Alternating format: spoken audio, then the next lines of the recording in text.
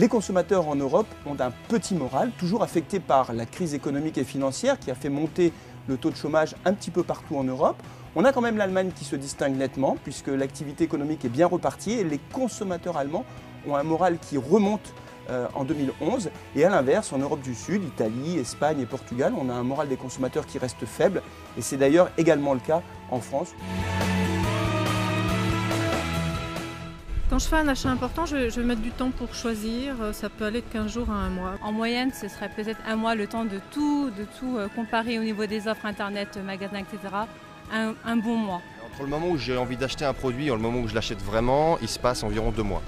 Alors on vient de le voir, le moral des Européens reste faible. Quelles en sont les conséquences sur la consommation des ménages?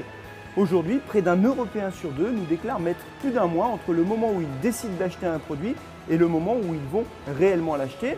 Un mois durant lequel le consommateur va mener l'enquête, il va comparer les prix, il va rechercher la meilleure offre possible. 90% d'entre eux vont utiliser Internet dans cette recherche. On le voit, aujourd'hui les consommateurs ont besoin de temps avant de choisir, avant de se décider concernant le produit qu'ils souhaitent acheter. Je trouve que les vendeurs en fait ne viennent pas trop vers nous. Ils ne sont pas trop là pour nous conseiller, etc.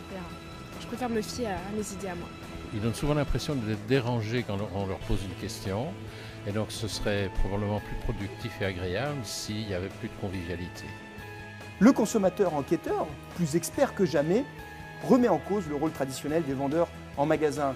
Rendez-vous compte, seulement 32% des jeunes Européens de moins de 30 ans déclarent avoir eu affaire à un vendeur compétent lors de leur dernier achat important. De la même manière, ils sont 24% à déclarer avoir eu affaire à un vendeur passionné. Alors avec un vendeur jugé peu compétent et peu passionné, on le voit bien, la relation consommateur-vendeur est au bord de la rupture. Pour autant, est-ce la fin des vendeurs ? Eh bien non, ce n'est pas la fin des vendeurs en magasin pour 2 raisons. D'abord parce que l'essor du e-commerce ces dernières années n'a pas remis en cause l'existence des magasins, et tant qu'il y aura des magasins, il y aura des vendeurs. Et puis ensuite parce que les consommateurs eux-mêmes demandent la présence de vendeurs dans les points de vente.